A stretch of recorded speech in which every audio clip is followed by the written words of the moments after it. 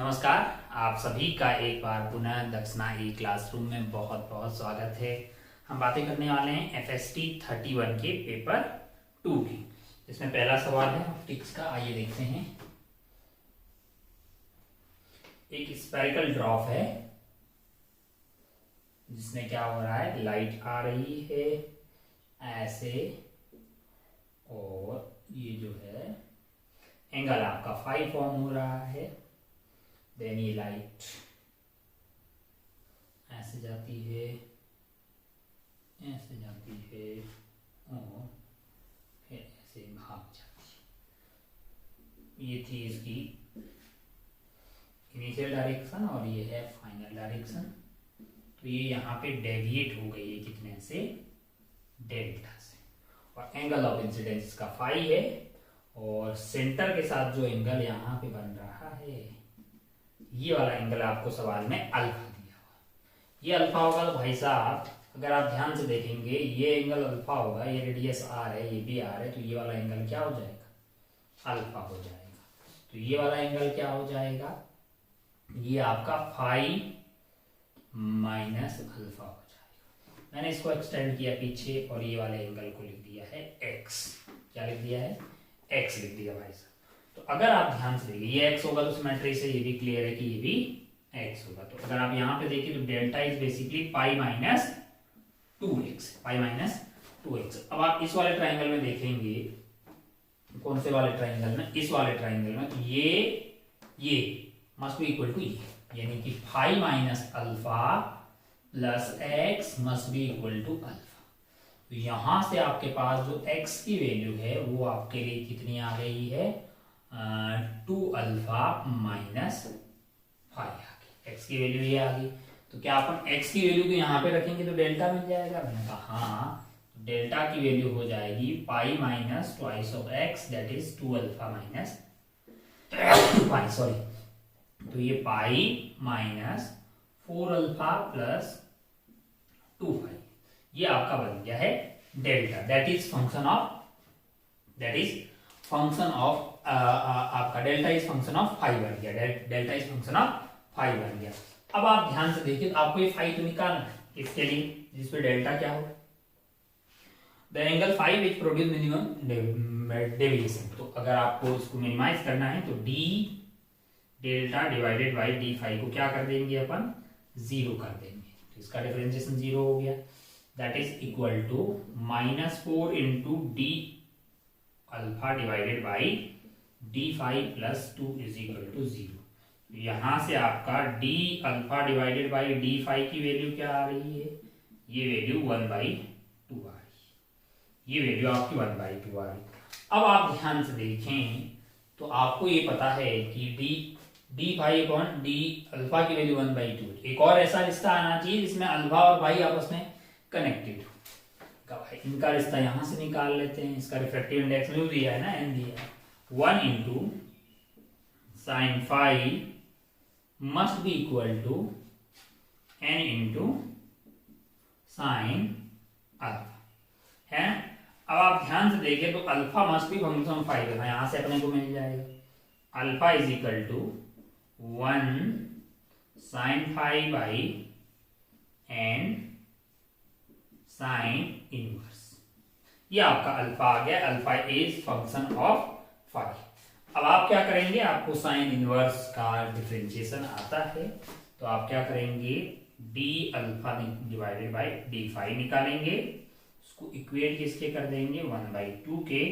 जब आप ये पूरा सॉल्व करेंगे तब आप cos phi is equal to पाइएगा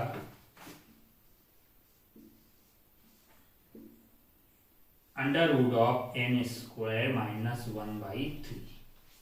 तो फाई की वैल्यू हो जाएगी आपकी cos inverse of n² minus 1/3 है, जो कि आपको ऑप्शन नंबर 3 में दिखाई देगी, है ना। कुल मिला के मुद्दे की बात थी कि रिश्ता निकालना है, और ये मतलब ये वाली वैल्यू को यहाँ यूज कर लीजिए और फाई को इसको कीजिए। कोस फाई की वैल्यू ये आ जाएगी, तो फाई की value cos inverse of n² minus 1/3 आ जाएगी, जो कि ऑप्शन नंबर 3 में। ये था सवाल नंबर पहला। सवाल नंबर दूसरे में आपसे पूछा है कि भाई आपको क्या निकालना है, angle between incident ray and outgoing रे डेल्टा निकालना है, यानी डेल्टा का यही वाला फंक्शन के बारे में पूछा गया था, जो कि आपको 2 पाई माइनस 4 अल्फा प्लस 2 पाई वाला फंक्शन यहाँ पे दिखाई देगा। और ये जो ऑप्शन है आपका 2 में, ये आपका ऑप्शन 2 में है, जो कि आंसर होगा सवाल नंबर 2 का। सवाल नंबर 2 में डेल्टा का ही पूछा गया है, तो ये वैल्यू आपको आती हुई दिखाई देगी। आइए आगे बढ़ते हैं। सवाल नंबर 1 और 2 यहाँ पे खत्म हो जाता है।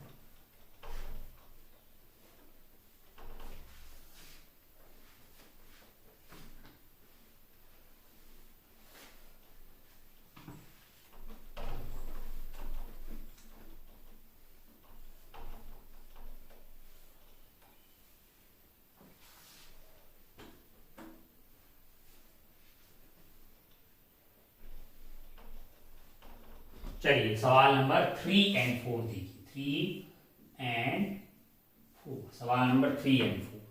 इसमें क्या दिया हुआ है, इसमें पीवी कर्व दिया हुआ है, ये पी एक्सिस है और ए वाली वी एक्सिस है। पीवी कर्व कुछ इस तरह से है, ऐसे ऐसे ऐसे। यहाँ पे ये 1 है, ये 2 है, ये 3 है, ठीक है। यहाँ पे प्रेशर आपका P0 है, यहाँ पे प्रेशर आपका 2P0 है, यहाँ वॉल्यूम V0 है, यहाँ वॉल्यूम 2V0 है। 1 मोल ऑफ आइडियल गैस है, यहाँ पे n की वैल्यू 1 है और आइडियल गैस है, मतलब कौन सी मोनोएटॉमिक है ना, आइडियल गैस मतलब f की वैल्यू 3, पाई की वैल्यू ये लेना है। बहुत बढ़िया, बहुत सारा। तो सवाल नंबर 3 में आपसे पूछा है कि भैया क्या बताना है आपको, एफिशिएंसी बताना है। क्या बताएं, एफिशिएंसी। और सवाल नंबर 4 में आपसे बोला है net work done around the cyclic process. तो भैया 4 पहले करना पड़ेगा। नेट वर्क डन मतलब ये वाला एरिया चाहिए अपने को, है ना, है कि नहीं। तो स्क्वायर के एरिया में से, पूरे स्क्वायर के एरिया में से यहाँ पे 2V0 कहां तक, सेंटर तक है ना। ये एरिया में से मुझे ये एरिया घटाना पड़ेगा ताकि मुझे क्या मिल जाए, ये मिल जाए, है कि नहीं। तो वैसे ये टोटल एरिया क्या होगा, यहाँ से ये V0 हो गया, ये P0 हो गया, P0 V0 माइनस ये सेक्टर वाला एरिया घटा देंगे तो मुझे ये टोटल एरिया मिल जाएगा। भाई पीवी कर्व के अंदर का एरिया ही तो नेट आपका जो है साइक्लिक लूप का वर्क डन आ जाएगा। तो जब आप इसको करिएगा तो वर्क डन आपका, नेट वर्क डन जो होगा वो P0 V0 माइनस ये वाला सेक्टर जो कि पाई R स्क्वायर में एक R ये लेते हैं, एक ये लेते हैं ताकि डायमेंशन सही आए। आपको उम्मीद है ये पता होगा। ये आपका P0 हो गया, ये आपका B0 हो गया, डिवाइडेड बाई 4 है। जब आप इसको सॉल्व कर रहे हैं तो ये वैल्यू कितनी आ रही है, ये आ रही है 0.22 P0 V0 भाई साहब। तो इसका मतलब आपको क्या पता लग गया है, नेट वर्क डन पता लग गया है ना। नेट वर्क डन पॉजिटिव होगा, इसमें वॉल्यूम कांस्टेंट कोई वर्क डन नहीं होगा, इसमें नेगेटिव इसमें पॉजिटिव, तो नेट ये वाला वर्क डन आपका पॉजिटिव आ गया। 4th वाले का आंसर तो आपको मिल गया है। अब 3rd वाले में आप जानते हैं कि एफिशिएंसी क्या होती है, work done net divided by heat supplied. अब ये हीट सप्लाइड कहां होगा, जरा ध्यान से देखिए। Delta Q is equal to delta U plus delta W। First वाले केस में 1 से 2 में डेल्टा U भी पॉजिटिव होगा, डेल्टा W भी पॉजिटिव होगा, मतलब हीट सप्लाई की होगी। सेकेंड वाले में वर्क 0 होगा, प्रेशर कम हो रहा है तो टेम्परेचर भी कम हो जाएगा क्योंकि वॉल्यूम कांस्टेंट है, तो ये पूरा तो नेगेटिव आ जाएगा, तो हीट रिलीज होगी। 3 to 2 वाले में आपका प्रेशर कांस्टेंट है और वॉल्यूम कम हो रही है तो टेम्परेचर कम होगा, डेल्टा U भी नेगेटिव आ जाएगा और आपका वर्क डन तो वैसे ही नेगेटिव आ रहा है क्योंकि आप 2V0 से V0 में आ रहे हैं, वॉल्यूम कम हो रही है। तो यहाँ पे अगर आप ध्यान से देखिएगा तो आपके लिए जो हीट है वो इस वाले में भी रिलीज हो रही है, इस वाले में भी रिलीज हो रही है और डी से इस वाले में जी जा रही है। अगर ये हीट मिल जाए तो वही हीट सप्लाइड होगी। नेट वर्क डन तो हम ऑलरेडी पता कर चुके हैं जो कि है 0.22 P0 V0 डिवाइडेड बाई, अगर अपन ध्यान से देखें इस वाले प्रोसेस में कितना हीट सप्लाई किया गया है तो वो होगा आपका डेल्टा, मतलब delta U plus delta W. Delta U को मतलब ये जो डेल्टा यू है इसको अपन क्या लिख सकते हैं, इसको अपन लिख सकते हैं n f by two r d t, है ना।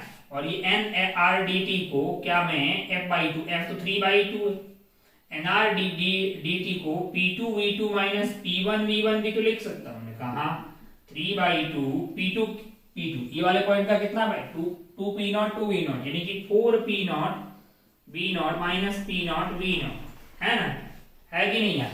2 into 2 4 हो गया, ये वाले पॉइंट का 1 वाले का P0 V0 था। तो ये पूरा जो कार्यक्रम है 3 into 3 4.5 P0 V0।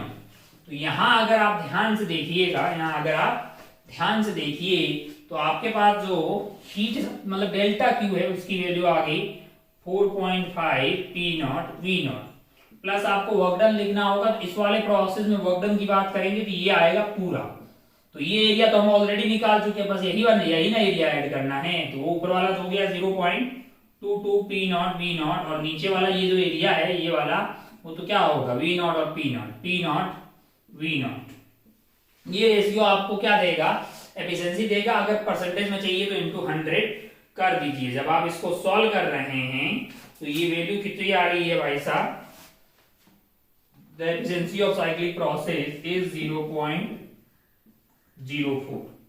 जब आप इसको सॉल्व करिएगा तो ये वैल्यू P0 V0 कट जाएगा, बाकी वाला सॉल्व कर लीजिए 0.04 आता हुआ आपको दिखाई देगा। तो कुल मिला के जो सवाल नंबर 3rd and 4th आसान थे, बड़ी आसानी से आप सॉल्व करके आगे बढ़ सकते थे।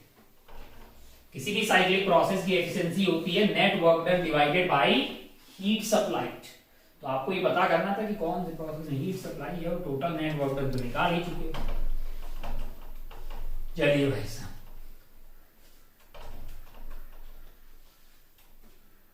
आइए बढ़ते हैं आगे। सवाल नंबर 5 पे क्या है, सवाल नंबर 5 जरा ध्यान से देखिए। Hydrogen like atom of atomic number Z is excited state 2n पे है। वो कहां पे है, n = 1 से लेके n = 2n में है। Hydrogen like excited state 2n, it can emit a maximum energy of photon 204 electron volt. यानी वो मैक्सिमम एनर्जी वाला फोटोन जो रिलीज होगा वो यहाँ पे होगा और वो कितने एनर्जी का है 204 इलेक्ट्रॉन वोल्ट का है। It can emit a maximum energy photon, it means ये if it make transition to quantum number n photon. अगर भाई साहब जो है यहां से जंप लगा के n = n पे आ जाएं तो कितना एनर्जी रिलीज कर रहे हैं 40.8 इलेक्ट्रॉन वोल्ट। ठीक है, तो कुछ बातें आपको पूछी गई है। आप जानते हैं कि भाई साहब E is basically -13.6 Z² 1/n छोटा का स्क्वायर माइनस n बड़ा का स्क्वायर, इतना इलेक्ट्रॉन वोल्ट होती है। तो यहां से यहां पे अगर आपका ट्रांजिशन हो रहा है तो 13.6 Z² 1/n छोटा यानी 1 का स्क्वायर माइनस 1/2n का square, that energy must be equal to 204 electron volt. पहला रिश्ता आ जाएगा। दूसरा क्या है कि ये जो एनर्जी है 13.6 Z² 1/, कहां 2n से n में आ रहे हैं तो n² minus 1/2n whole square that is equal to 40.8 electron volt. और ये आपको रिश्ता नंबर 2 में दिया हुआ है। अगर आप पहला इक्वेशन और दूसरा इक्वेशन को सॉल्व करिएगा तो आपको क्या मिल जाएगा, आपको Z और n मिल जाएगा। जब आप इन दोनों इक्वेशन को सॉल्व कर रहे हैं तो ये वैल्यू आपके लिए आ रही है, Z और n की वैल्यू आ रही है, n की वैल्यू 2 आ रही है और Z की वैल्यू 4 आ रही है। इक्वेशन सॉल्व कर सकते हैं, दो इक्वेशन दो वेरिएबल है। जब आप इनको सॉल्व कर लेंगे तो आपसे एक ऑप्शन में पूछा गया है भैया कि ग्राउंड स्टेट में एनर्जी कितनी होगी, ग्राउंड स्टेट में एनर्जी कितनी होगी, तो वो होगी -13.6 Z² n², है ना। तो -13.6 ये आपका energy in ground state E1 हो जाएगा, Z² यानी कि 16 डिवाइडेड बाई n = 1। तो -13.6 Z² ये वैल्यू -217.6 इलेक्ट्रॉन वोल्ट आ रही है। तो ये आपको कौन से ऑप्शन में दिखाई देगी 4 में। तो आपका आंसर करेक्ट हो जाएगा इसका 2 and 4 वाला ऑप्शन। उम्मीद है कि ये सस्ता सवाल था, आपसे हो ही गया होगा। आइए आगे बढ़ते हैं सवाल नंबर 6 पे।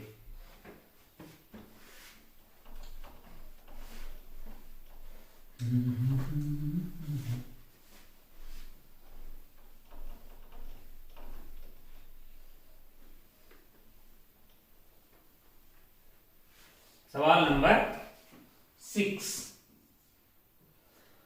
अब आप ध्यान से देखिएगा तो इसमें यहां पे एक रेजिस्टर है और यहां पे लगे हुए हैं 2 इंडक्टर। यहां पे है resistor R L L R, बैटरिया, स्विच, ऐसा है भाई साहब।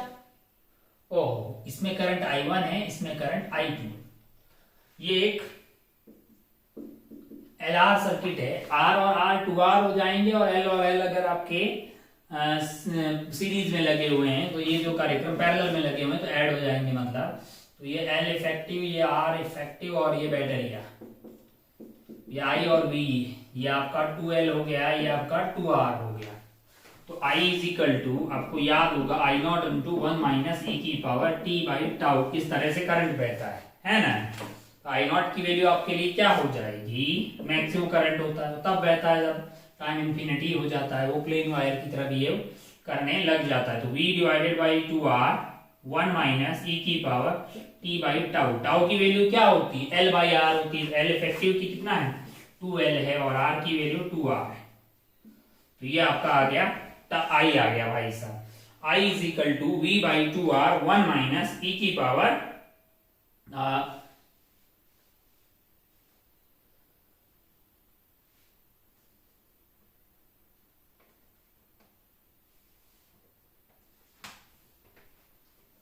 L आपके पास, सॉरी L आपके, L को क्या लिखते हैं, अब कैपेसिटर थोड़ी L बाई 2 होगा। ये वाला L बाई 2 तो कहाँ गलती किए हैं, T by tau. L by 2 divided by, हाँ है ना, टाउ इज इक्वल टू आपका है L बाई 2 इंटू 2R। तो ऊपर की तरफ क्या चला जाएगा, 4R T divided by L, है ना, जो ये आ जाएगा। अरे भाई L और L पैरेलल इंडक्टर है ना, तो L और L को L बाई 2 लिखिएगा, 2L थोड़ी लिखिए, कैपेसिटर थोड़ी है यार।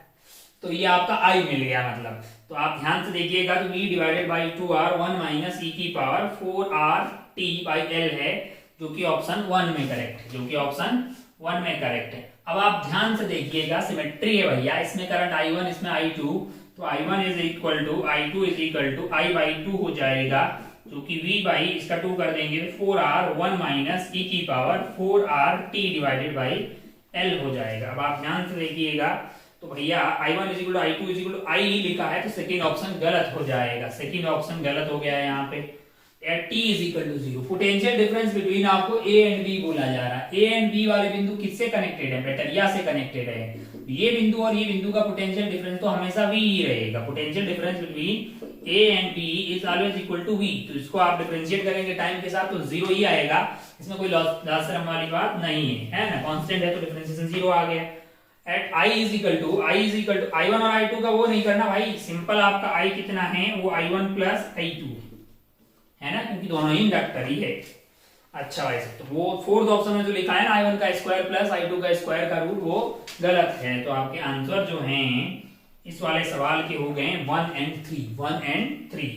उम्मीद है कि आपके भेजे में ये उतरा होगा। आइए आगे बढ़ते हैं 7th वाले सवाल में।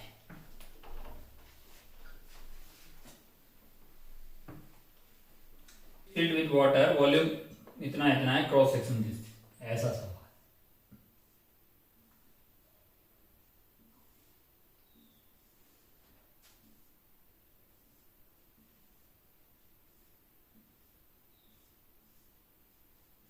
ठीक है,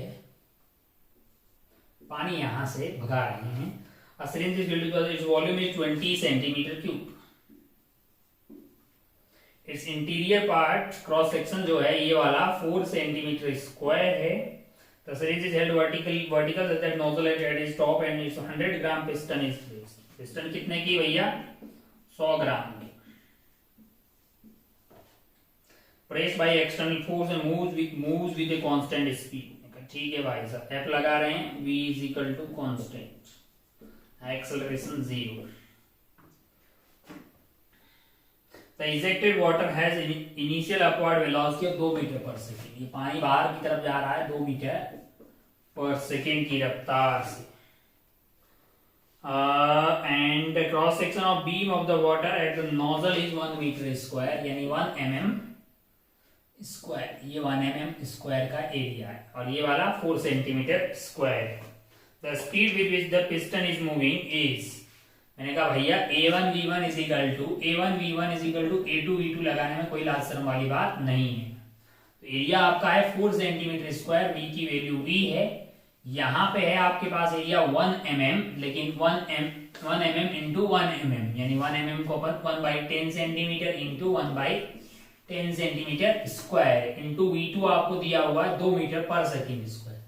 तो अगर आप ध्यान से देखिएगा तो V की वैल्यू यहां से आ गई है आपकी 2 डिवाइडेड बाई 100 और ये हो गया आपका 4, तो ये हो गया है आपका 2, यानी कि ये 0.5 डिवाइडेड बाई 100 मीटर पर सेकेंड है। 0.5 मतलब इतना मीटर पर सेकेंड है। अगर सेंटीमीटर की बात करिएगा तो 0.5 और mm की करेंगे तो 5 mm पर सेकेंड आ गया है, जो कि आपको दिखाई देगा ऑप्शन 1 में, है ना। तो ऑप्शन 1 आपका करेक्ट हो गया है, यहाँ पे ऑप्शन 1 करेक्ट हो गया। होता है कि क्या ये फोर्स कांस्टेंट रहेगा, मैंने कहा नहीं, ये फोर्स कांस्टेंट नहीं रहेगा, ये वेलोसिटी कांस्टेंट, इसका मतलब एक्सेलरेशन कांस्टेंट है। तो भैया यहाँ का मास और ये सब चेंज हो रहा है, यहाँ का mg चेंज हो रहा है, ये चेंज हो रहा है, तो ये फोर्स भी तो चेंज हो रहा होगा, तो ये कांस्टेंट है ही नहीं। तो एक बोल रहा है 42 का गलत और फोर्थ ऑप्शन बोल रहा है कांस्टेंट है गलत, क्योंकि भैया वेलोसिटी कांस्टेंट, एक्सेलरेशन जो है वो 0 है। इसका मतलब इस पे लगने वाला नेट फोर्स 0 है, तो ऊपर का जब मास कम हो रहा है तो उस पे लगने वाला फोर्स कम होगा, तो ये अब फिर कांस्टेंट कैसे हो सकता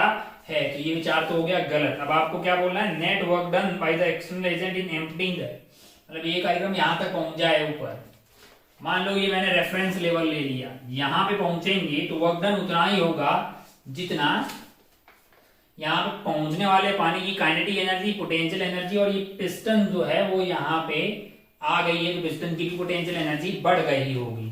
तो पिस्टन की पोटेंशियल एनर्जी कितनी बड़ी होगी, इसका mgh, इसका mgh। अच्छा ये वाली लंबाई कितनी है जरा ध्यान से देखिए, 520 सेंटीमीटर क्यूब और 4 सेंटीमीटर स्क्वायर। हमको तो लगता है कि ये 5 सेंटीमीटर रही होगी, है ना। तो अगर आप ध्यान से देखें तो वर्क डन आपका आ जाएगा भाई साहब, work done of force F is equal to, इसका पोटेंशियल एनर्जी कितना बड़ा है, मैंने कहा mgh, है ना, काइनेटिक एनर्जी तो कांस्टेंट।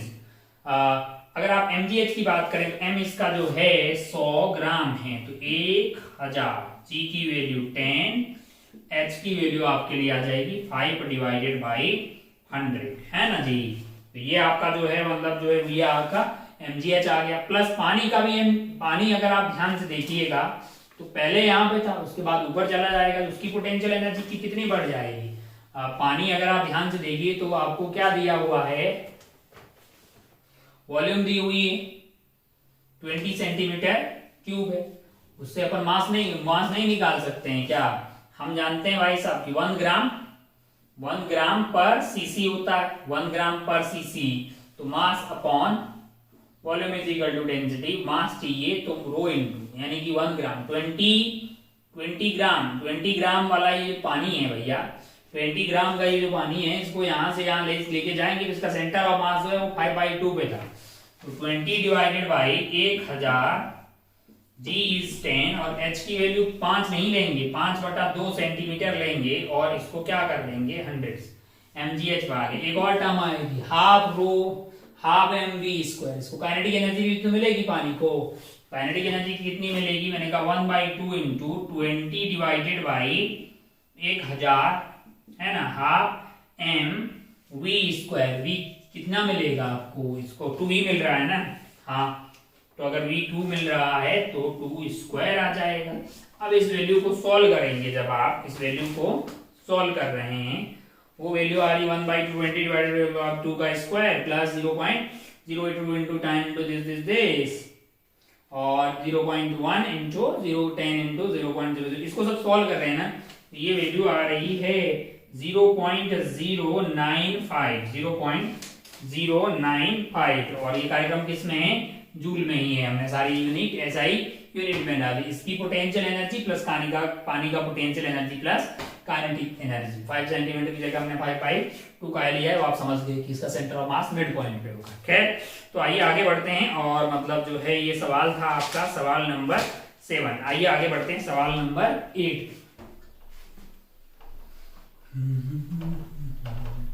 चलिए देखते हैं सवाल नंबर 8। सवाल नंबर 8 में क्या है ना कि 3 बॉल्स है, A, B and C, A,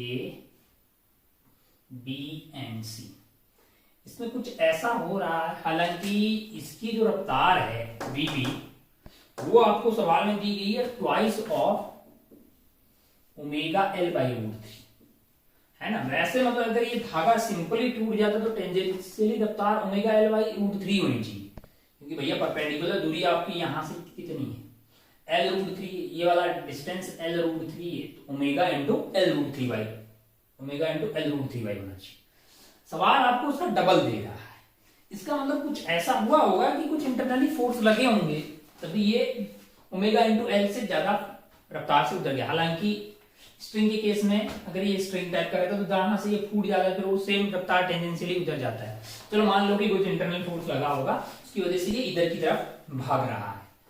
as a system of mass ABC, net force तो 0 है, तो पहले अपन क्या लगा देते हैं, momentum conservation, linear momentum conservation, वो तो लगा दिया।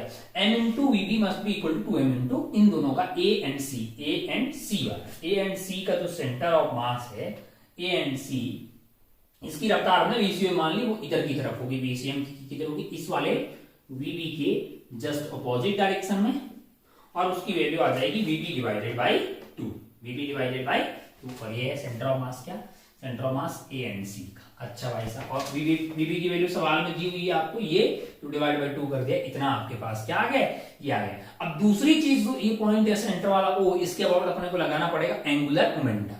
ये तो इधर भाग गया है, हमने ये मान लिया कि ये जो रॉड से कनेक्टेड है L वाली रॉड से कनेक्टेड है, ये मान लो कि भाई घूम रहा है ω' से और VCM से चल रहा होगा, ऐसा अपन ने मान लिया, एंगुलर मोमेंटम कंजर्वेशन लगाया। पहले आपके पास क्या था, 3md², d की वैल्यू L/√3, तो ये आपका I हो गया, ये ओमेगा, इतना आपके पास एंगुलर मोमेंटम था। अब बाद में क्या होगा, मैंने कहा इसका तो लिख देंगे mv पर परपेंडिकुलर, mv आपको दिया हुआ VB परपेंडिकुलर डिस्टेंस है L/√3, प्लस इन दोनों का सेंटर ऑफ ये पॉइंट क्या होगा, सेंटर ऑफ मास की रफ्तार अपने को पता है ω/L/√3, परपेंडिकुलर दूरी होगी ये वाली, है ना। तो 2m ω/L√3 into L/√3, यानी कि 2m इनका मास हो गया है टोटल, और v और परपेंडिकुलर डिस्टेंस आ गई, plus I ω², sorry plus I ω, I कहां से होना चाहिए, यहां से होना चाहिए, तो mL²/2 इंटू ये कर दिया, तो ये आपका क्या आ गया है, ये I आ गया है इंटू ω', तो यहां से अगर आप सॉल्व करके देखिएगा ना, तो ω' की वैल्यू आ रही 0, ω' की वैल्यू क्या है, अरे भैया एक लीनियर मोमेंटम का कंजर्वेशन किया और एक एंगुलर मोमेंटम कंजर्वेशन किया, ω' 0 आ गया। इसका मतलब ये है कि ये जो VCM है, ये जो कार्यक्रम है आपका A एंड B नहीं है, ये C है, ये वाला पॉइंट A है, ये वाला पॉइंट C है, तो ये जो है VCM से इधर चल रहा होगा, घूम नहीं रहा होगा। तो अब आप ध्यान से देखिए, अगर आप देखिए ग्राउंड के रेस्पेक्ट में बात करेंगे, तो भाई साहब इस A वाले को क्या मिलेगा, VCM ही मिलेगा, और इसको क्या मिलेगा, VCM ही मिलेगा, घूम तो रहा नहीं है कि नहीं है, तो ये ऐसे भागता हुआ दिखाई देगा। तो अब अगर आप ऑप्शन की बात करें, तो the COM of A and C moves with the velocity of VB/2, yes VB/2 magnitude रहेगा और इसकी जस्ट अपोजिट डायरेक्शन में रहेगा। तो ये जो कार्यक्रम आ रहा है velocity of centre of mass of A and C in vector की फॉर्म में बात करेंगे तो माइनस ऑफ VB/2, ये बात बिल्कुल सही है, पहला ऑप्शन ठीक है। The tension in the rod connecting A and C B break off नहीं आएगी ये, क्योंकि ये दोनों सेम रफ्तार से इधर की तरफ जा रही है, खत्म। थर्ड वाला ऑप्शन क्या है, the speed of A just after B break off is VB/2, yes VB/2 आ रहा है, ये आपका क्या आ जाएगा, VCM है और वो VB/2 ही आ रहा है, घूम तो रहा नहीं, घूम नहीं रहा है, VB/2 आ गया, सही बात है बिल्कुल। अरे velocity of centre of mass तो इसको मिल गई ना, ओमेगा तो है ही नहीं, है ना, तो सही बात है। Speed of A after π/ω time B break off, अबे भैया जब घूम ही नहीं रहा है तो यही रहेगा ना, यही रहेगा, तो फोर्थ वाला ऑप्शन गलत हो गया है। 1 करेक्ट है आपका, सेकंड गलत है, थर्ड सही है, 4 गलत है, 4 गलत है। तो ठीक सवाल था, मतलब हमें ये बाद में ये CTR करने की हमें उम्मीद लग रही थी, लेकिन ओमेगा सौभाग्य से क्या आ गया है, ओमेगा डैश 0 आ गया। तो एक अच्छा सवाल इसको बोल सकते हैं। 8वें के बाद आगे बढ़ते हैं, 9वां सवाल भी अच्छा है, कॉन्सेप्ट के पॉइंट ऑफ व्यू से आगे बढ़ते हैं।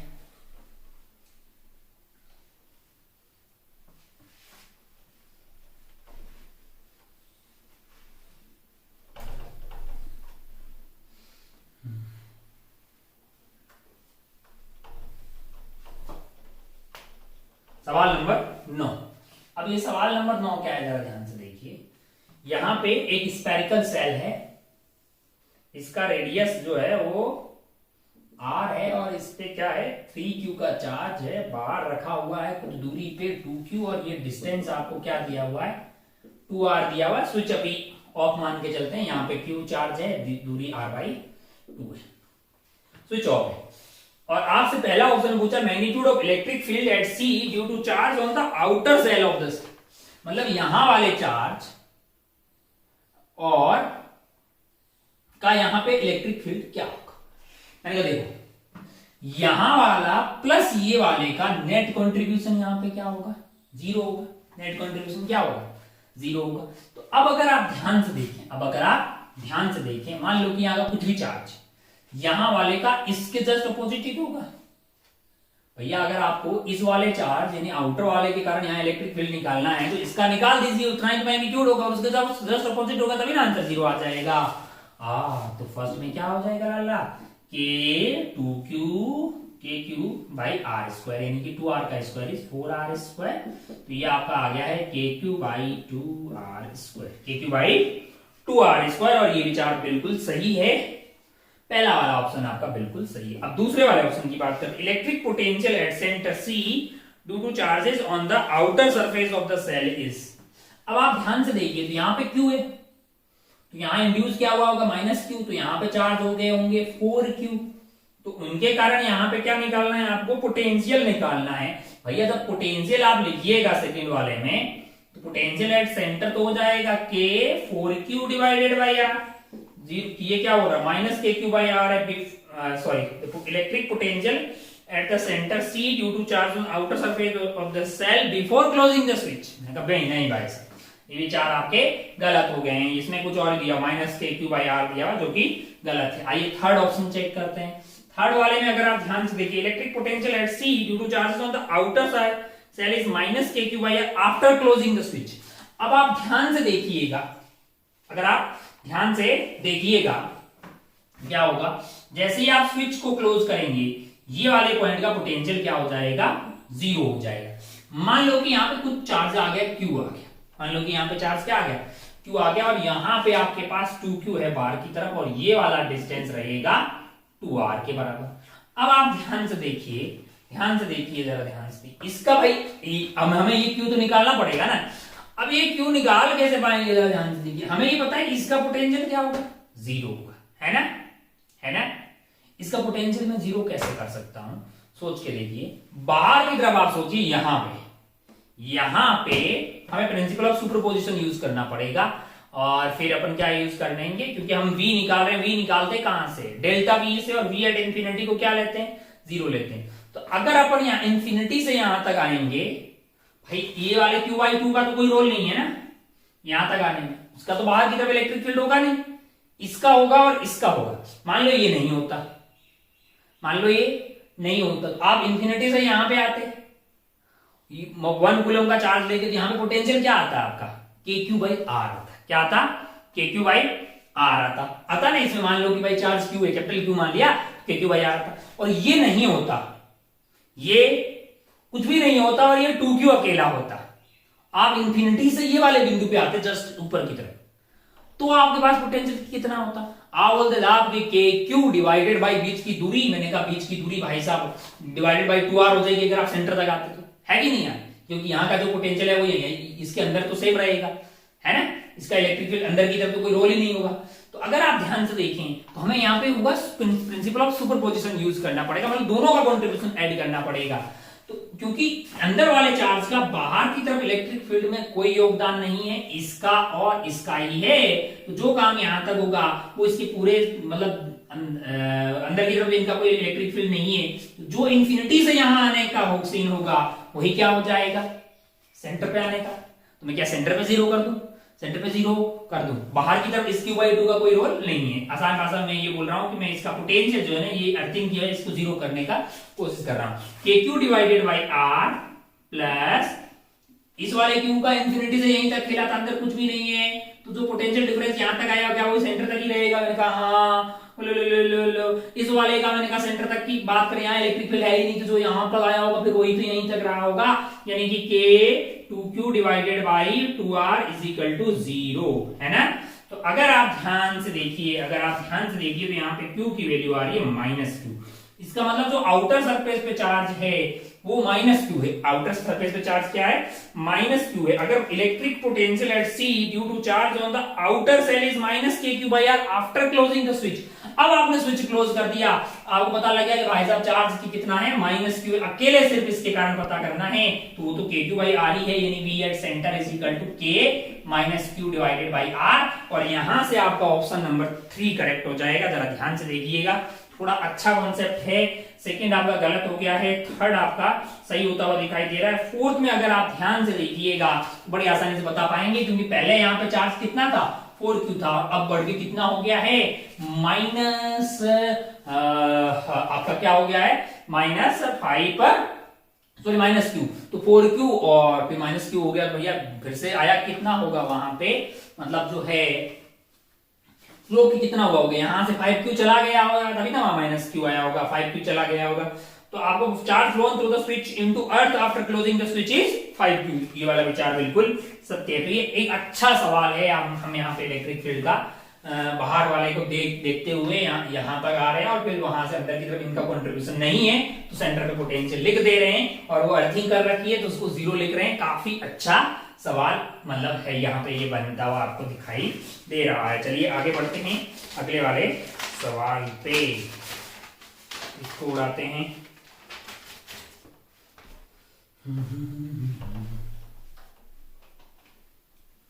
बढ़ते हैं सवाल नंबर कौन सा सवाल है भैया, सवाल नंबर 10। क्या है सवाल नंबर 10, जरा ध्यान से देखिए। सवाल नंबर 10 में आपके पास एक इस तरह का लूप है और इसमें कुछ करंट चलाया जा रहा है, और साइड इसकी A है, मास इसका M है, और वर्टिकली ऐसा ऊपर की तरफ B है ना। तो इसका M कितना हो जाएगा, magnetic movement is basically I into A. अब अगर आप ध्यान से देखें, तो ये पहले ऐसे वर्टिकल रखी हुई थी, हम चाहते हैं कि ये क्या हो जाए, हॉरिजॉन्टल हो जाए, और इसका सेंटर ऑफ मास पे हम मान लें तो ये वाली दूरी कितनी आ जाए, ये एंगल 30 डिग्री है, और ये A/2 है, तो ये H अगर मैं बोलूं तो H cos 30 डिग्री है, √3/2 A/2। तो यहाँ से H की वैल्यू आ गई आपकी A/√3। तो अगर आप ध्यान से देखिए तो इनिशियली इसकी काइनेटिक एनर्जी क्या है, 0 है, और हम चाहते हैं कि भाई साहब जस्ट हॉरिजॉन्टल हो जाए, फिर से काइनेटिक एनर्जी क्या हो जाएगी, 0। तो ये जैसे ही ऐसे रखी हुई है, ऐसे होगी तो कौन सी एनर्जी बढ़ेगी, ग्रेविटेशनल पोटेंशियल एनर्जी बढ़ेगी, उतनी ही क्या होनी चाहिए, मैग्नेटिक पोटेंशियल एनर्जी कम होनी चाहिए। तो एक चीज मैं बोल सकता हूं कि भाई साहब जो mgh होगा वो किसके बराबर होना चाहिए, वो होती है आपकी m into B, M B cos 180 degree, क्या है वो तो बीच का एंगल 180 हो गया, माइनस माइनस प्लस हो गया, है ना। अब आप ध्यान से देखें तो mgh, mg की वैल्यू 10 है और h की वैल्यू क्या हो जाएगी, इतना ये ऊपर आया वो वाले, ऊपर कितना आया होगा, A/√3।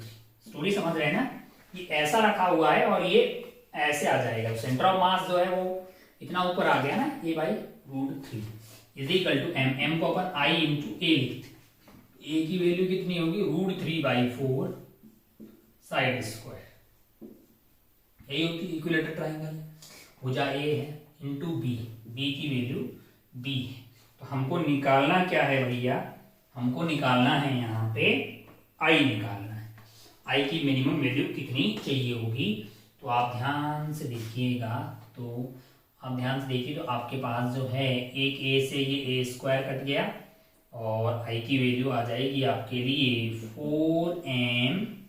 जी की टर्म में है क्या आंसर? हाँ होना ही चाहिए, इसको जी लिख देते हैं, divided by √3 into √3 is basically 3BA। ये कहीं ऑप्शन में दिखाई दे रहा 4mg/3BA मिनिमम। अच्छा बी का पूछा है भैया, यहाँ पे बी है ना, तो बी यहाँ ले आओ, आई पूछा है, ठीक है। कौन सा टॉर्क, किसका टॉर्क? मैग्नेटिक फील्ड का टॉर्क जो होगा मतलब m क्रॉस बी, वो इसको ऊपर लेके जाएगा, तो लेके जस्ट ऐसे हॉरिजॉन्टल कर ले तो काइनेटिक एनर्जी जीरो कर लिए। तो यहाँ से बी की मिनिमम वैल्यू जो है आपको चाहिए होगी, वो आपकी आ जाएगी 4mg/3IA, है ना। 3 मिनिमम क्या मान रहा है कि फाइनल काइनेटिक एनर्जी जीरो होगी, तो ये कौन सा ऑप्शन सही हो गया आपका? 1 गलत हो गया, 2 सही हो गया। थर्ड वाला देखिए, इक्विलिब्रियम पोजीशन कब आएगी इनका? जब टॉर्क बराबर हो जाएंगे। मान लो कि भाई साहब आपकी लूप जब है ऐसे वर्टिकल से कौन से एंगल पे? थीटा एंगल पे पहुंच गई, तो एक तो इसके सेंटर ऑफ मास पे क्या लग रहा होगा? mg लग रहा होगा, है ना, है कि नहीं है। और ये वाली दूरी कितनी होगी? a/√3 mg का टॉर्क। दूसरा अगर ये एंगल थीटा है तो आप ध्यान से देखिएगा, ये एंगल थीटा हो गया, एरिया वेक्टर इसके परपेंडिकुलर होगा, एक है, और ये आपका b है, दोनों के बीच का एंगल हो गया आपका π/2 माइनस थीटा। तो अगर आपका mg का टॉर्क आएगा mg इंटू परपेंडिकुलर दूरी जो कि a/√3 into sine theta, that must be equal to m cross b। m हो जाएगा i into a, that is √3/4a²। अरे ये तो आपका m हो गया, m cross b, b is basically b, और आपको क्या चाहिए? बीच का एंगल साइन थीटा, है ना, m क्रॉस b है ना, तो मैग्नीट्यूड की बात करेंगे तो mb sine theta, sine 90 minus theta is basically cos theta. तो आपको निकालना क्या है लाला? आपको निकालना है एंगल, निकालना है थीटा। ओके, कुछ कट रहा है क्या? ये a से a कट गया, और sine theta by cos theta tan theta हो गया है, और tan theta is equal to ये i हो गया, √3 3 हो गया है, a हो गया, b हो गया, डिवाइडेड बाई यहां से अगर आप ध्यान से देखेंगे तो 4mg हो गया है। तो आपका थीटा हो जाएगा भैया tan inverse of 3BAI divided by 4mg, जो कि आपको ऑप्शन नंबर, मतलब इसका इनवर्स ले लीजिए, tan इनवर्स, ये आपको दिखाई देगा ऑप्शन नंबर 4 में। 3 गलत हो गया है मीनवाइल, और 4 सही हो गया है। तो इस तरह से आप इस सवाल को कर सकते थे, कोई बहुत ज्यादा डिफिकल्ट सवाल नहीं है। आइए आगे बढ़ते हैं सवाल नंबर 11 की तरफ। सवाल नंबर 11,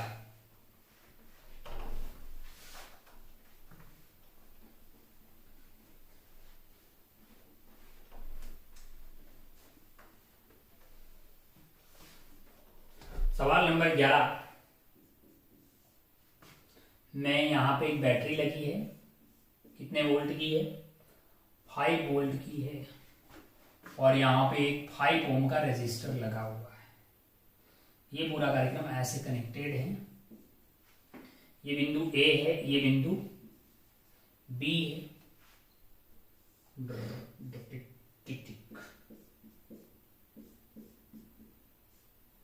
ये 1 ओम है, ये वाला 2 ओम है, और ये पूरा कार्यक्रम कनेक्टेड है गैल्वेनोमीटर से। और ओके, ये ऐसा है।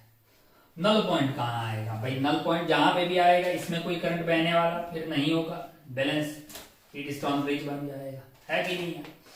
अच्छा, बहुत बढ़िया। इसमें करंट कितना बहेगा? मैंने कहा इसमें करंट बहेगा ऐसे 1 एम्पियर का, कितने का?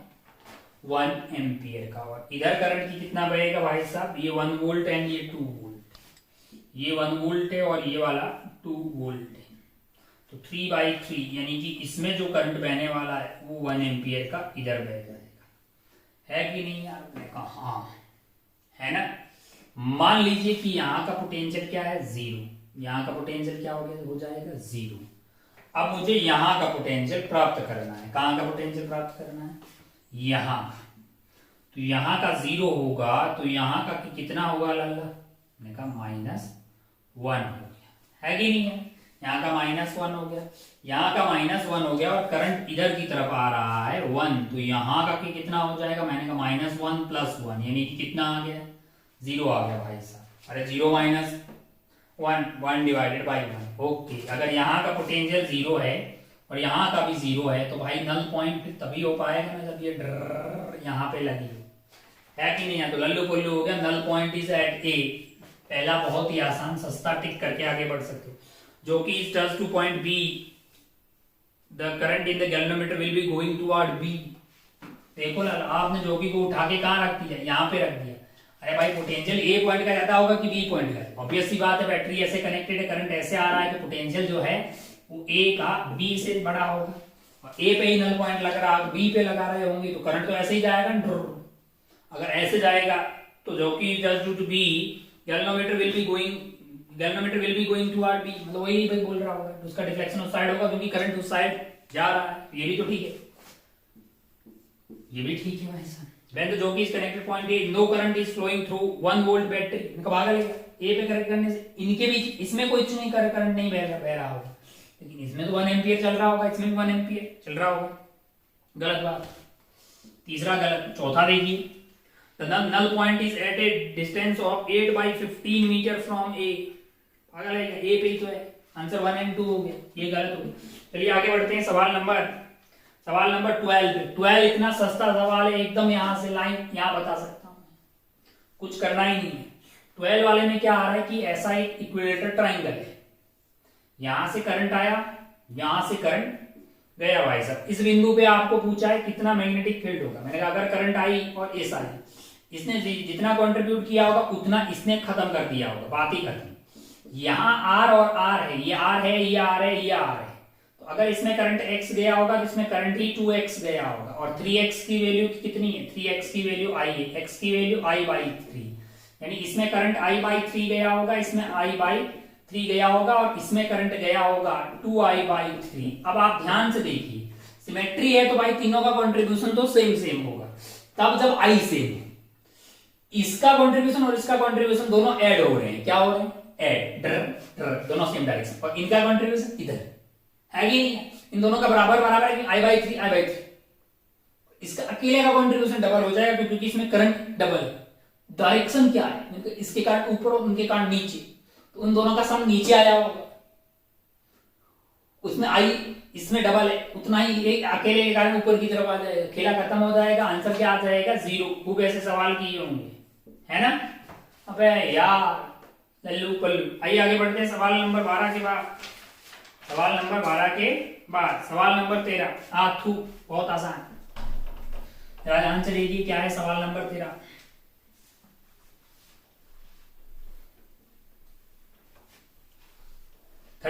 सवाल नंबर 13 में क्या है, जरा ध्यान से देखिए। 13 में आपके पास जो है, मतलब यहाँ पे स्लिट 1 है, यहाँ पे स्लिट 2 है, और हो क्या रहा है कि यहाँ पे मीडियम का रिफ्रैक्टिव इंडेक्स μ1 है, और यहाँ पे आइटम डाला है, इसका रिफ्रैक्टिव इंडेक्स क्या है, μ2 है। मैंने कहा यहाँ पे भी मान लो तुम स्लैब, इसका μ1 ही है, ये t μ1 वाले में t चलना is equal to μ1 into T चलना कहां पे, एयर में।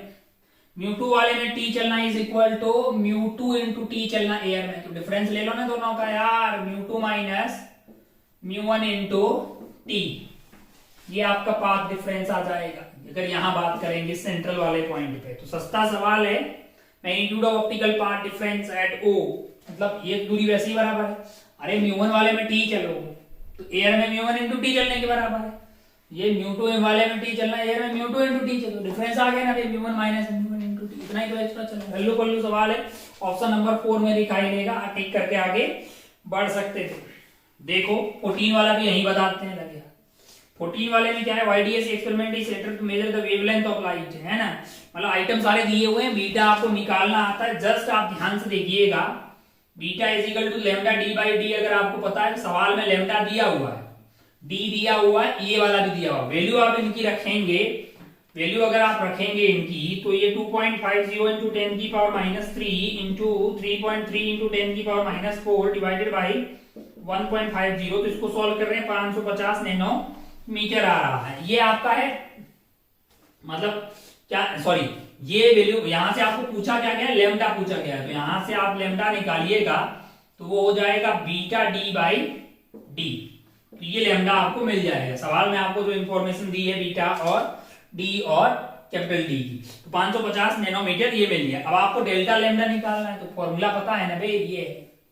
तो डेल्टा लेमडा बाई लेमडा ये निकल गया है, delta beta by beta, delta D by D, delta D by D, है ना लाला, ये निकल गया। ये आपको इंस्ट्रूमेंट का लिस्ट काउंट दिया हुआ, बीटा पता है, लिस्ट काउंट ये पता है, लिस्ट काउंट ये पता है, वैल्यू रखनी है 0.01 डिवाइडेड बाय 0.33, 0.01 डिवाइडेड बाय 2.50, मतलब list count divided by value लिखनी है 1.500। अच्छा ठीक है, तो अगर आप ध्यान से देखें तो यहाँ पे सॉल्व करेंगे तो डेल्टा लेमडा जो है वो आपका 557 डिवाइडेड बाय 577 डिवाइडेड बाय 30 आ रहा है, जिसको अगर अपन डिवाइड करें तो ये 19 के आसपास आ रहा है। ठीक है ना। फाइनल आंसर आपका कितना आ जाएगा, ये आ जाएगा आपका 550 प्लस माइनस डेल्टा लेमडा, यानी 550 प्लस माइनस 19 नैनोमीटर। है लल्लू पल्लू था, कुछ बहुत ज्यादा है नहीं, मतलब एरर का सस्ता सवाल है। 15वां सवाल भी ऐसा ही है, जस्ट आपको लिस्ट काउंट देखना है, जिसका सबसे ज्यादा कम लिस्ट काउंट होगा वो हाईली प्रिसाइज होगा। देखिए सवाल नंबर 15। सवाल नंबर 15 में जो आइटम है, आइटम आप ध्यान से देखिए। पहला है स्क्रू गोज, जिसमें 1 mm है और 200 डिवीजन है, तो भैया लिस्ट काउंट हो जाएगा, 200 डिवीजन से डिवाइड कर दो। दूसरा आइटम है 0.5 है, सर्कुलर पे 0.5 divided by 400 division, least count आ जाएगा इसका। तीसरा है वर्नियर कैलिपर, वर्नियर कैलिपर, इसका क्या है, वर्नियर की अगर बात करें अपन, लिस्ट काउंट होता है 1 main scale division minus 1 vernier scale division. तो मैन स्केल डिवीजन आपको कितना दिया हुआ भैया, वर्नियर थर्ड वाला है, vernier calliper is main scale division 1 mm, 9 जो है वो इसके बराबर है, तो ये 1 mm है। और आपका 9 man scale division 9 MSD 10 vernier scale division, तो वह यहां से 1 vernier scale division is 0.9 man scale division. एक तो आपका 1 mm है, तो ये आपका आ गया 0.9 mm, है ना। तो ये 0.9 mm से घटा दीजिए भैया, आंसर आपका आ जाएगा 0.1 mm, 0.1 mm। तीसरे वाले का 0.1 mm। फिर क्या दिया हुआ है, vernier calliper having main scale 1 mm, और इसमें क्या है, 4 main scale division is equal to 5 vernier scale division है, तो एक वर्नियर स्केल डिवीजन हो गया 4/5 of main scale division, 4/5 of main scale division, जो कि है 1 mm, क्या है ना। तो ये आपका 0.8 आ गया, 0.8 mm। तो लिस्ट काउंट क्या हो जाएगा, लिस्ट काउंट हो जाएगा 1 मैन स्केल डिवीजन यानी 1 mm माइनस 0.8 mm, 0.8 mm, तो कितना आ गया है ये 1 mm माइनस 0.8 यानी कि 0.2 mm, 0.2 mm, है ना लाला। Least count of screw goes divided by circular scale कर लेते हैं, तो आपको इंफॉर्मेशन दी है, मतलब मैन स्केल का एक डिवीजन को जब आप पूरी रोटेट करते हैं तो एक डिवीजन के बराबर तो खुलता है, एक डिवीजन कितने सर्कुलर पार्ट में डिवाइड किया गया है, तो वहां से आपका लिस्ट काउंट आ जाएगा। वर्नियर में तो 1 main scale division minus 1 vernier scale division होता ही है।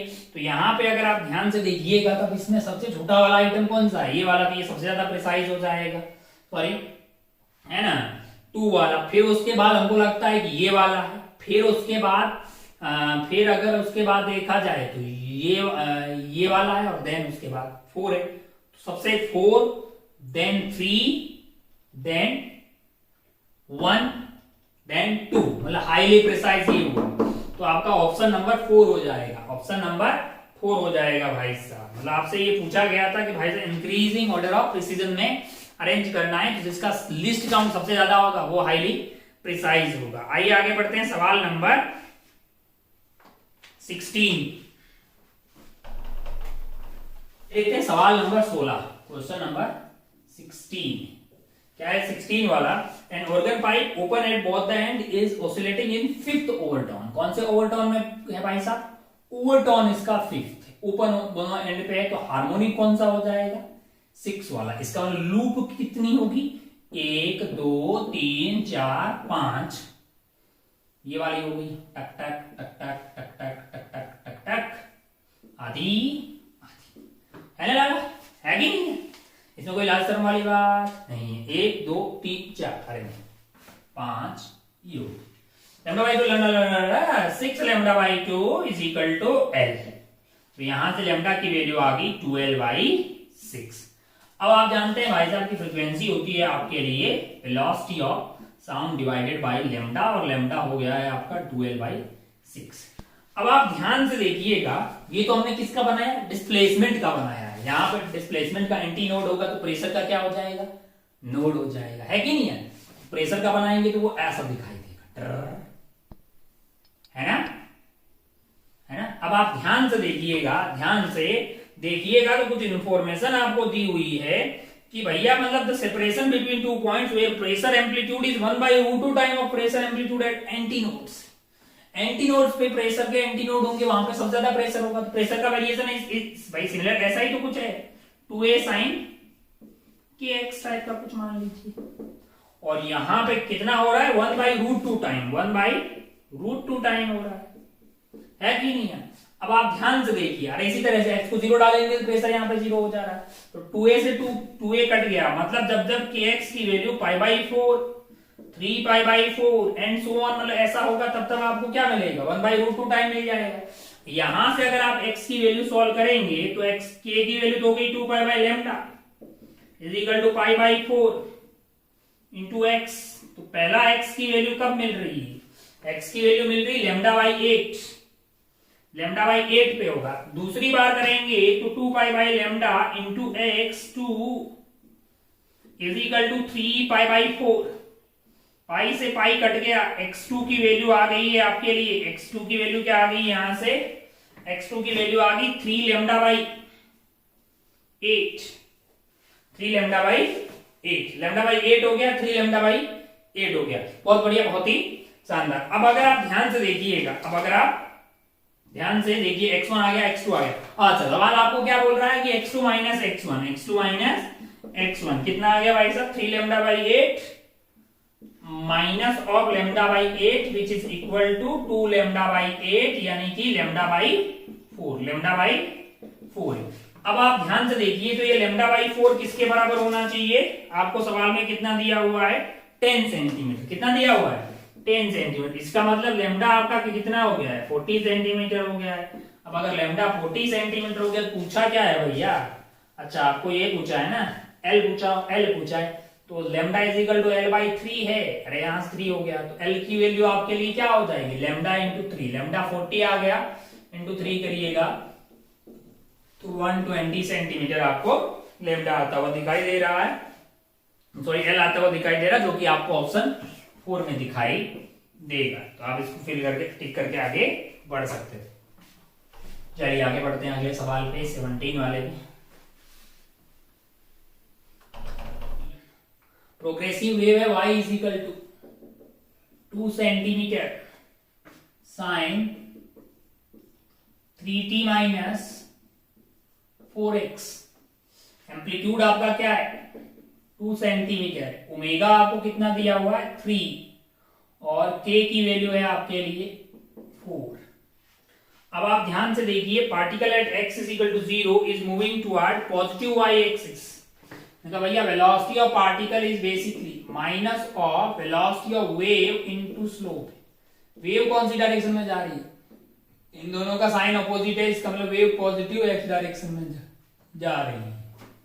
तो ये अगर आप ध्यान से देखिएगा तो ये पॉजिटिव आ गया। अब आपको पता करना है स्लोप क्या है वहां पे, सो स्लोप आपकी हो जाएगी dy/dx, निकाल लीजिए, जो आपका आ जाएगा माइनस ऑफ 8 साइन का हो गया कोस 3t माइनस 4x। कब पूछा है लाला, x की वैल्यू 0, t की वैल्यू 0, 0 0, ये -8 आ गया। -8 आने का मतलब ये कार्यक्रम आपका माइनस हो गया, minus into minus plus plus, पूरा कार्यक्रम प्लस हो रहा है। प्लस होने का मतलब पार्टिकल जी ऊपर प्रस्थान कर रहे हैं। पार्टिकल जी कहां जा रहे हैं, particle at x equal to moving toward positive y axis, बिल्कुल सत्य विचार है आपके। पार्टिकल एट, अच्छा अब ये बोलना चाह रहा है कि सेकंड स्टेटमेंट सुनते हैं। Particle at x is equal to 8 is in phase with particle at x is equal to 1 metre. मतलब जो है दोनों के बीच में कोई फेज डिफरेंस नहीं। अच्छा, ये एक ट्रेवलिंग वेव है जिसमें दो बिंदुओं के बीच में फेज डिफरेंस आता है 2 pi by lambda into x2 minus x1। तो यहाँ पे अगर आप ध्यान से देखिए तो 2 पाई बाई लेमडा x2 आपका कितना आ रहा है, x2 आपका 8 मीटर है और x1 इज 1 है, तो 8 माइनस 1 7 हो गया। अच्छा, लेमडा कहाँ से मिलेगा, k दिया हुआ है ना, 2 pi by lambda is equal to आपको 4 दिया हुआ है, तो लेमडा की वैल्यू पाई बाई 2 आ गई यहाँ से। अरे 2 पाई बाई 4 कर दीजिएगा भाई, तो पाई बाई 2 आ गई है। तो अगर आप ध्यान से देखिएगा तो ये पाई और ये पाई बाई 2 है। तो यहाँ पे अगर आप ध्यान से देखिए इंटू 7 है, तो ये 0 तो नहीं आ रहा है ना।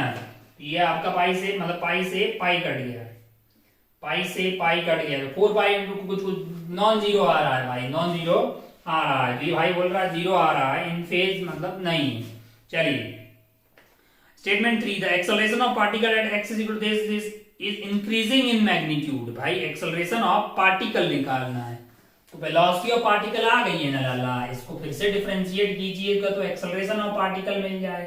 सॉरी, जो स्लोप था, वेलोसिटी ऑफ पार्टिकल निकालना है, तो आप क्या करिएगा dy बाई dt कर दीजिए, तो वो मिल जाएगा आपको 6 cos 3t माइनस 4x। फिर से डिफरेंशिएट करेंगे तो एक्सेलरेशन मिल जाएगा, तो यहां से आ जाएगा कोस का डिफरेंशिएशन माइनस साइन और 3 बार आ जाएगा 18 साइन 3t माइनस 4x, ये वैल्यू आ रही है। अब आप ध्यान से देखिए सवाल आपको कब बोल रहा है, सवाल आपको बोल रहा है कि भैया pi by 8 and t is equal to pi by 6, pi by 8 and t is equal to 6। ये आप इसमें डाल के देखिए, इसमें आप डाल के देखेंगे तो y is equal to 2 sine pi by 8 time is pi by 3 into pi by 6 minus 4 into pi by 8। तो ये जो कार्यक्रम है वो तो आपका जो है 0 आ गया, यानी y इज इक्वल टू 0, यानी कि पार्टिकल जो है वो कहां पे इतने टाइम पे अपनी मीन पोजीशन पे, तो ऑब्वियसली उसकी यहाँ वहां पे एक्सेलरेशन 0 होगी, लेकिन वो उसके बाद तो एक्सेलरेशन बढ़ेगी ना, तो एक्सेलरेशन इंक्रीज हो रही होगी। तो जो थर्ड पॉइंट है इनका, अगर आप ये वैल्यू डाल के देखेंगे, ये वैल्यू अगर आप डाल के देखेंगे तो आप ये पाइएगा थर्ड ऑप्शन में आपको जो x दिया गया है वो पाई बाई 8 है और t आपको दिया गया है पाई बाई 6 है। तो यहाँ पे आपके पास जो पार्टिकल होगा वो आ गया है कहाँ पे, मीन पोजीशन पे, तो वहां पे तो एक्सेलरेशन 0 है, लेकिन उसके जस्ट बाद में एक्सेलरेशन बढ़ेगी ना, तो इंक्रीजिंग एक्सेलरेशन का वाला विचार जो है थर्ड ऑप्शन वाला सही हो गया है। तो फर्स्ट सही है भाई साहब, सेकंड गलत है, थर्ड सही। फोर्थ वाले में क्या बोला है, तो velocity of particle x is equal to pi by 6 is in direction of propagation of wave at all time. पागल है क्या, direction of propagation in x direction है, मतलब पॉजिटिव x, और पार्टिकल लोग तो y में होंगे ना, तो सेम डायरेक्शन में कैसे हो गया भाई, फोर्थ गलत हो गया लाला। तो 1 और 3 आपका इस पर्टिकुलर सवाल का सही आंसर हो जाएगा। आइए आगे बढ़ते हैं सवाल नंबर 18 पे, जो कि ये लास्ट सवाल इस पेपर का। बढ़िया वाला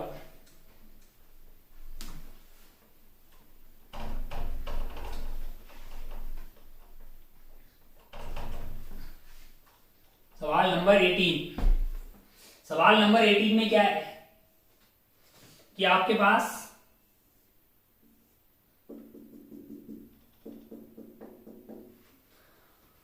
हाँ यहाँ पे पिवोट है, मतलब हिंज वाला जो पॉइंट होते हैं उनकी अपने को फोर्स का आइडिया नहीं होता है, तो अपन क्या करते हैं उनको दो डायरेक्शन में मान लेते हैं, है ना। केवल टेंशन इस पे तो टेंशन इधर लगेगी, इस पे मैंने फोर्स N1 मान लिया और इसमें फोर्स N2 मान लिया, नीचे इसका mg लग रहा होगा। हॉरिजॉन्टल में ये इक्विलिब्रियम है तो N1 0 हो जाएगा, वर्टिकल में N2 plus t must be equal to mg है कि नहीं है। अच्छा बहुत बढ़िया। The magnitude of torque due to tension in the cable is greater than the magnitude of torque due to weight। मैंने कहा अगर ये इक्विलिब्रियम में है तो लाला इस पॉइंट के about torque about hinge must be equal to 0, तो इसका मतलब टॉर्क ड्यू टू टेंशन जो इधर वाला होगा, टॉर्क ड्यू टू mg इधर वाला होगा, वही तो बैलेंस कर रहा होगा, तभी ना ये रुका होगा। पहला विचार गलत हो गया, पहला विचार गलत हो गया इसका कि भाई magnitude of torque due to tension is greater, कैसे होगा। दूसरा, the magnitude of torque due to pivot on the pole is equal to magnitude of torque due to to pivot on the pole is equal to the magnitude of torque due to weight। कहा नहीं है, इस वाले point के about तो N1 और N2 का कोई टॉर्क आने वाला नहीं है। The magnitude of torque due to tension in the cable is equal to the magnitude of the torque due to weight। मैंने कहा हाँ, इनका टॉर्क ऐसा और उनका ऐसा, इनका और इनका टॉर्क बैलेंस हो रहा है। अच्छा, अब दूसरा पूछ रहा है tension in the cable is more than the weight of the pole. Tension in the cable is more than weight. मैंने कहा नहीं बे, N2 plus T is equal to mg है, टेंशन कम है। तो ये फोर्थ वाला गलत हो गया भैया, पहला गलत, दूसरा गलत, फोर्थ गलत, तीसरा थर्ड वाला इसका आंसर है ना। टेंशन तो mg माइनस N2 है। यहाँ पे हमने दो डायरेक्शन में मान लिया N1 एंड N2। N1 की जीरो आ गई क्योंकि हॉरिजॉन्टल में कोई और फोर्स नहीं है। N2 plus tension is equal to mg, तो यहाँ पे आपका ऑप्शन 3 करेक्ट हो गया। इस तरह से जो पेपर 2 के ये जो 18 सवाल है वो यहाँ पे खत्म होते हैं। उम्मीद है कि मेजॉरिटी ऑफ सवाल आपसे हो गए होंगे, है ना। बाकी आप जो है, जो नहीं हुए हैं उन पे एक बार दोबारा गौर कीजिएगा, पता कीजिए कि क्यों आप एग्जाम में नहीं कर पाए। बाकी अपना और अपनों का, अपनी पढ़ाई का खूब ख्याल रखिए। मिलते हैं अगले वाले पेपर के डिस्कशन में। तब तक के लिए जय हिंद, जय भारत, टेक केयर, बाय।